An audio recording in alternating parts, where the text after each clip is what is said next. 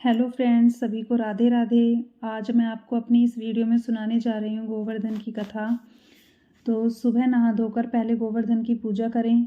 गोवर्धन गोबर से बनाएं। गोवर्धन पर जल, मोली, रोली, चावल, फूल, दही, तेल में भिगोकर रुई तेल का दिया जलाएं। मूंग की दाल, चीनी, 4 गुड़ की सुहाली, दक्षिणा, सफ़ेद कपड़ा चढ़ाएं और गोवर्धन के सिर पर झरना रख दें। पूजा करने के बाद वापस अपने घर में रख लें और 4 फेरी दें। गोवर्धन का गीत गाएं, 4 बंधाए गाएं। पूजा का चढ़ावा तो ये थी मिश्रानी को फ्रेंड्स दें। कि गोवर्धन की पूजा में हमें क्या किस किस चीज़ का इस्तेमाल करना चाहिए। और अब मैं आपको सुनाऊंगी गोवर्धन की कथा। गोवर्धन को अन्नकूट भी बोला जाता है, तो मैं आपको सुनाने जा रही हूँ। एक दिन भगवान कृष्ण ने देखा कि पूरे ब्रज में तरह तरह के मिष्ठान तथा पकवान बनाए जा रहे हैं। पूछने पर ज्ञात हुआ कि यह सब वक्रासुर संहार मेघ देवता देवराज इंद्र की पूजा के लिए तैयार हो रहा है। इंद्र की प्रसन्नता से ही वर्षा होगी, गायों को चारा मिलेगा तथा जीविकोपार्जन की समस्या हल होगी। यह सुनकर भगवान श्री कृष्ण ने इंद्र की निंदा करते हुए कहा कि उस देवता की पूजा करनी चाहिए जो प्रत्यक्ष आकर पूजन सामग्री स्वीकार करे। गोपों ने यह वचन सुनकर कहा कि कोटि कोटि देवताओं के राजा की इस तरह से आपको निंदा नहीं करनी चाहिए। कृष्ण ने कहा, इंद्र में क्या शक्ति है जो पानी बरसाकर हमारी सहायता करेगा। उससे तो शक्तिशाली तथा सुंदर यह गोवर्धन पर्वत है जो वर्षा का मूल कारण है। इसकी हमें पूजा करनी चाहिए। भगवान श्री कृष्ण के वागजाल में फंसकर सभी ब्रजवासियों ने चारों ओर धूम मचा दी। तत्पश्चात नंद जी ने ग्वाल गोपानाव सहित सभी सभा में कृष्ण से पूछा कि इंद्र की पूजा से तो दृढ़भिक्ष उत्पीड़न समाप्त होगा, चौमासे के सुंदर दिन आएंगे, मगर गोवर्धन पूजा से क्या लाभ होगा। उत्तर में श्री कृष्ण ने गोवर्धन की भूरी भूरी प्रशंसा की तथा उसे गोप गोपियों की आजीविका का एकमात्र सहारा सिद्ध किया। भगवान की यह बात सुनकर समस्त ब्रजमंडल बहुत प्रभावित हुआ तथा अपने अपने घर से लाकर सुमधुर मिष्ठान पकवानों सहित पर्वत तराई में कृष्ण द्वारा बताई हुई विधि से गोवर्धन की पूजा की। भगवान की कृपा से ब्रजवासियों द्वारा अर्पित समस्त पूजन सामग्री को गिरिराज ने स्वीकार करते हुए खूब आशीर्वाद दिया।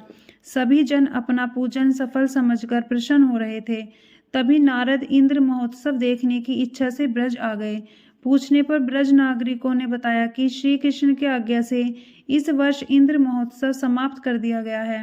उनके स्थान पर गोवर्धन की पूजा की जा रही है। यह सुनते ही नारद उल्टे पांव इंद्रलोक गए तथा खिन्न मुख मुद्रा में बोले, देवराज, तुम महलों में सुख की नींद की भुखमारी ले रहे हो, उधर ब्रजमंडल में तुम्हारी पूजा समाप्त करके गोवर्धन की पूजा हो रही है। इसमें इंद्र ने अपनी मानहानि समझकर मेघों को आज्ञा दी कि वे गोकुल में जाकर प्रलयकालिक मूसलाधार वर्षा से पूरा गांव तहस नहस कर दें। वर्ताकार प्रलंकारी बादल ब्रज की ओर उमड़ उठे। अचानक वर्षा देखकर ब्रज घबरा गया। सभी ब्रजवासी श्री कृष्ण की शरण में जाकर बोले, भगवान, इंद्र हमारी नगरी को डुबाना चाहता है, अब क्या किया जाए। श्री कृष्ण ने सांत्वना देते हुए कहा, तुम लोग गौओं सहित गोवर्धन की शरण में चलो, वही तुम्हारी रक्षा करेगा। इस तरह से समस्त ग्वाल बाल गोवर्धन की तराई में पहुंच गए। श्री कृष्ण ने गोवर्धन को कनिष्ठा उंगली पर उठा लिया और 7 दिन तक गोप गोपिकाएं उनकी छाया में सुखपूर्वक रहे। भगवान की कृपा से उनको एक छींटा भी न लगा। इससे इंद्र को महान आश्चर्य हुआ।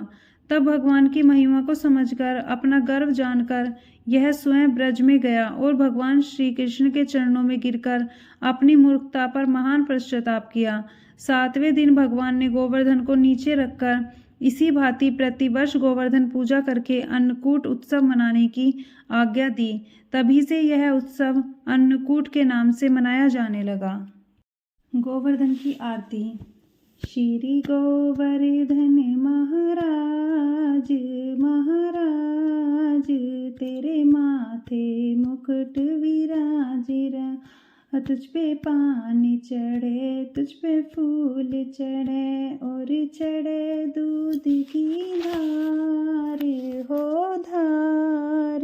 तेरे माथे मुकुट विराज रहा, तेरे कानों में कुंडल सोहे रहे, तेरे कान में कुंडल सोह रहे, तेरे गले वैजंती माला हो माला, तेरे माथे मुकुट विराज रहा, तेरी 7 कोस की परिक्रमा, तेरी 7 कोस की परिक्रमा, तेरी दे रहे नर और नार हो नार, तेरे माथे मुकुट विराज रहा।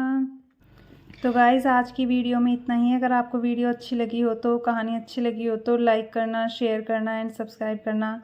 एंड सभी को गाइज़ राधे राधे।